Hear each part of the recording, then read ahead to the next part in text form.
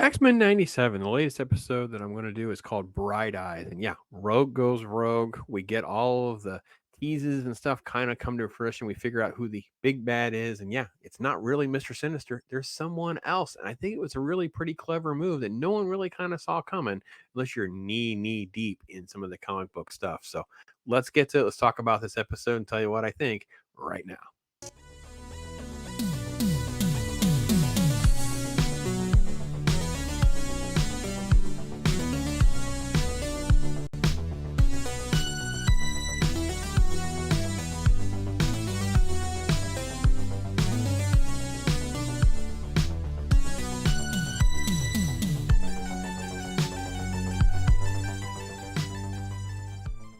Hey, I'm Pops, and yeah, I'm talking about X-Men 97, and it's been kind of a topsy-turvy show for me where I do really like the show, but I also have mixed feelings about it moving so far away from its target audience and now kind of basically just being for us old guys. It doesn't really kind of have a good reach in for kids and selling action figures or even comic books for that matter, but it's still a great show relative to many of the other things that have been done. So we get a little brief recap, and we kind of know they're after Trask now. We know that we have Rogue who's very upset about the devastation of Gambit's sacrifice. And there's going to basically be a quick little intro, and there's kind of like the sadness of Gambit's funeral led by Kurt. So Nightcrawler is going to say a few words. You have a lot of emotions, things like that are breaking through here. And it's not too bad. I think all of this went pretty well. The cliche of being in the rain thing, I think, is a little overdone, but no real complaints. And then we just get Rogue being Rogue. Now, I don't think this is out of character exactly, but I also didn't like it. I didn't like Rogue being this extremely out of control. And I don't think it really lends itself well to being raised under Xavier's roof for so long that she would behave this way. But at the same time, it feels okay within the show and what they were going for. And she just basically just powers her way along. Scott's trying to negotiate with actual officials who are blowing him off, and then you have sort of like this little recovery area of what's actually happened there on Genosha, and then we end up with this horrible confrontation between Rogue and Captain America. I have no idea why we did Captain America. This makes no sense to me at all. Why is Captain America and quote the Avengers are looking for these people? Okay, why? What? I mean, that's fine.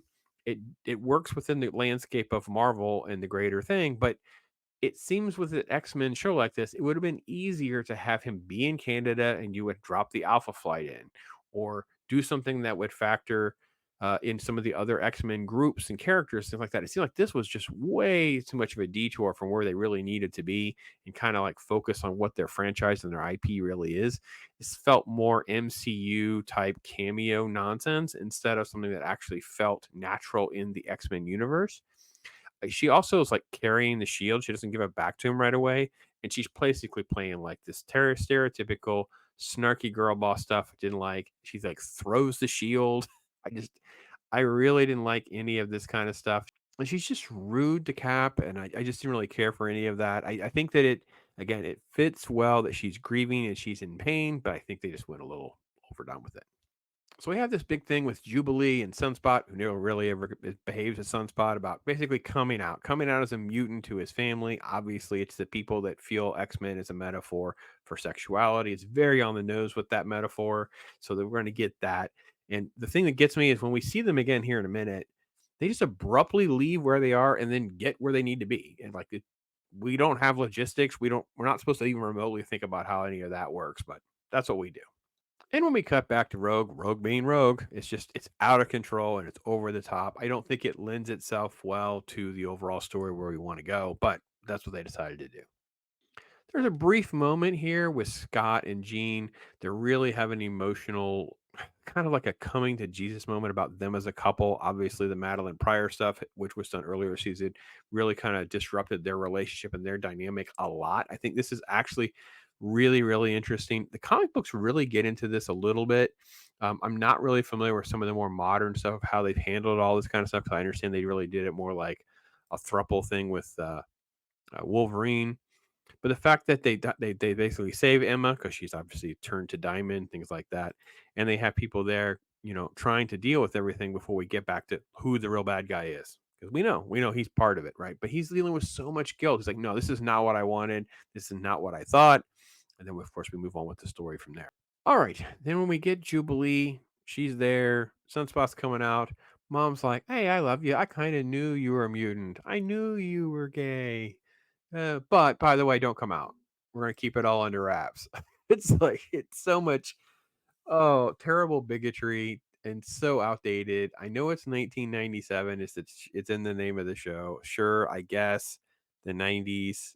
Fair enough, but it just doesn't date well. It was such a heavy-handed thing when in fact we have a gay mutant with North Star. We have stuff that's already been out there.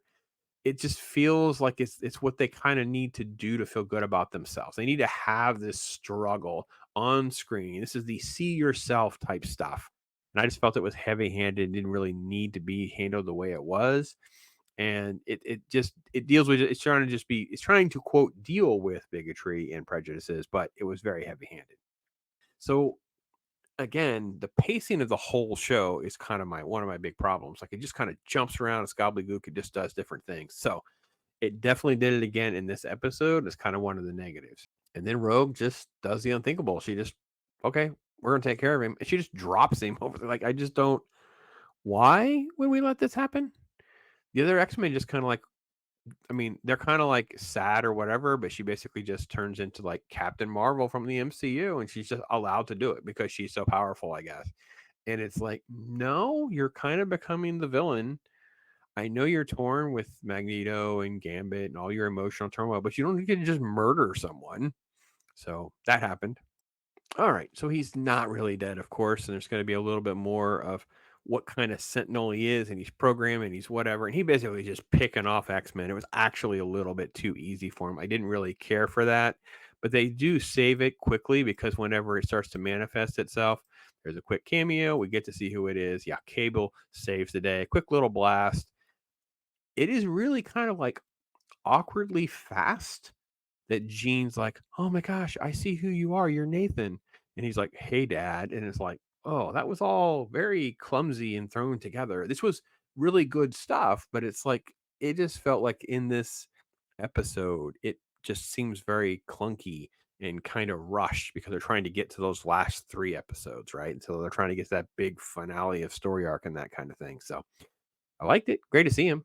So earlier in the episode, when we think we've figured things out, Guy Ritchie is there, and then we have this not for children, and we get this character that shows up. Now, if you don't know who the character is, and obviously you're going to go on and watch the rest of the show, Bastion is a very interesting character who is entirely constructed and deals with extinction, and getting rid of mutants. So they tease it early in the episode, and then later we get it at the end. And I have to be honest, I thought this was really good. Bastion is basically like he's in charge, and there's a quick little Mr. Sinister interaction, and Bastion's like, "No, listen, I saw all you old villains do your thing. I'm the new version of what's good." This is actually pretty good because he didn't come along until the X-Men 90 series, like well into it, like 96 or so. Like he's pretty far into the story arc. So if you read the X-Men comics from that era, you're talking about early Magneto and Omega Red and things like that. He comes across in like issue 52, I think it is. So double check me on that, guys. But he comes on a little bit later, and he's definitely tied to like it's called Operation Zero Tolerance, Zero Tolerance, something like that, and it deals with this extinction government program stuff, all of it ties to Trask and all that. So this was really really cool, and it's a great way to bring in Master Mold and future Sentinel work. Nimrod's part of all of this, so all this coming together, and then having Cable as part of it, I think is great. So it would be interesting to see how this is all going to play out, how they'll bring Professor Xavier into things, and of course we have other X-Men that have to be dealt with. Because let's be honest, we've really done nothing with Wolverine for the entire season. Morph is basically just like snarky comic relief, and it's Beast is he's had a couple of scenes, but nothing of any major significance. So yeah, this was kind of a cool piece in the middle, which because it could easily have just been a filler episode, but it really was not. It felt like they had things to do and things to say. So I will say in that part, this was actually a very good episode. All right, so that's kind of my take on it. We're going to now get to the final 3 episodes, which I think I'm just going to do as one big lump. I think I'm just going to watch all three, give you one video on that because it's been a while. I'm after the fact. The show's been over for a minute. I know I'm behind the curve, but I'm still very on the show. I like the show. I don't know that I really want to rewatch the show. And it's because the show doesn't feel like the X-Men animated series. It now just feels like a new version of it. And you know how there's Batman animated, the classic, right? And then there's other animated Batman shows like that. That's how I view those shows too. It's like they're fine, and I like some of it, but it doesn't feel the same. The designs are different. And this had such it's sort of like it's just off just enough to not be the same. So yeah, it's good. I don't think anybody should be complaining about it. I think that it's good to see different characters kind of like get their due and get some cool things in there. But they've moved away from the target audience. They're just giving like some adults some streaming stuff, I guess. So that's my take on it. Still enjoy it and would recommend it, but just kind of have to know what you're expecting, kind of thing. And that's my take. So love to hear from you guys. Take care. Pops. The most popular comic book in the world today is coming to life. Don't miss the premiere of X-Men Saturday, October 24th on Fox.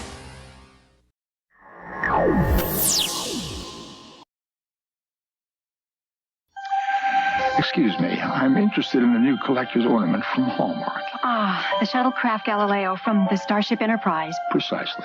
You know, it lights up when you plug it in.